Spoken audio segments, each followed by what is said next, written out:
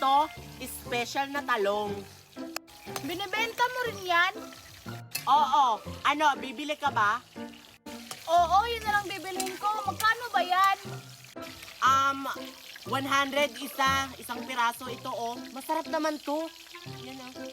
Sige, 5 na lang yung bibilhin ko para 500. Sige, magantay ka lang hindi pa kasi to naluluto. Uy, Mayan, ubos na yung saging. Wow, ubos agad. Ilan yung nabenta mo? Wala akong nabenta, inutang kasi. Ano ba yan? Inutang na naman.